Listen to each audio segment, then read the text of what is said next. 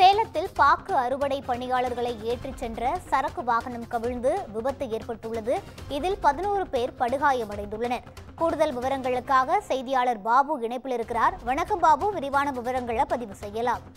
கண்டிப்பாக சேலம் மாவட்டம் ஆத்தூர் அருகே பெத்தநாயக்கப்பாளையம் பகுதி அமைந்துள்ளது. இந்த பெத்தநாயக்கப்பாளையம் பகுதி மணக்காடு ரமேஷ் என்பவர் அதாவது அறுவடை செய்யும் வேலை செய்து வருகிறார். இந்நிலையில் காலையில் தனது பிக்கப் சரக்கு வாகனத்தில் அதாவது 10க்கும் மேற்பட்ட கூட்டத்தில் அதாவது மணக்காடு மற்றும் காந்தி நகர் வடுவ பகுதியை சேர்ந்த கூலி தொழிலாளர்களை ஏற்றிக்கொண்டு தனது பிக்கப் வாகனத்தில் தும்பல் நோக்கி சென்று கொண்டுள்ளார்.